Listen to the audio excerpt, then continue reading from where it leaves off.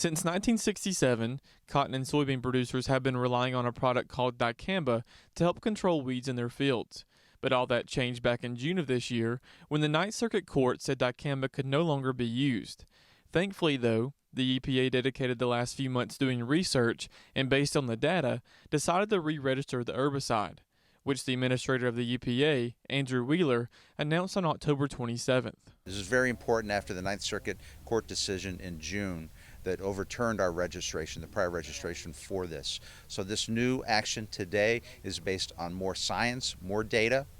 It's supported by a very exhaustive record on the data and the science, and I believe it will stand up to any challenges and will provide that needed certainty so that the cotton and soybean farmers can continue to use Dicamba if they choose to for at least the next 5 years. One producer that will be continuing to use it is Lee Cromley.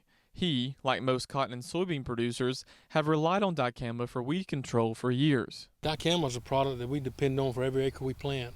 It's become part of our routine every year, at least one application. So it's very important for us from a standpoint of pigweed control and morning glory control and those kind of things. So it's the key to our weed control plan each year. Without it, it would have really caused some big issues for their operation.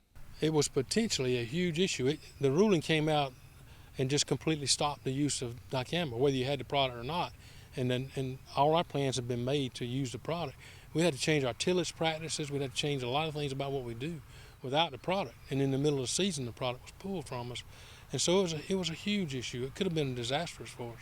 The good news for producers like Cromley to be able to use it again comes with a bonus, since the EPA decided to register the product for 5 years, something that's important to producers, given the fact that without it, they wouldn't be near as efficient and sustainable. Sustainability is more than just a catchword for us. It's something that after 6 generations, we realize the importance of continuing to improve the land, because as we move through the generations, the people change, the products change, the technologies change, but the land is the one thing that's consistent.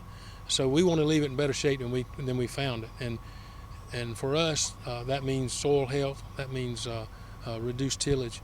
And as I said, we're a much more sustainable operation with the availability of this product, because it allows us to stir the soil less.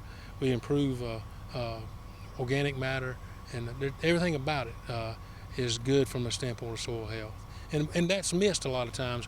We hear chemicals, we hear pesticides, and everybody draws back, and with reason. There's concerns, and that's where EPA has done such a wonderful job. They balance all the issues, and they use sound science, and they make a decision based on that.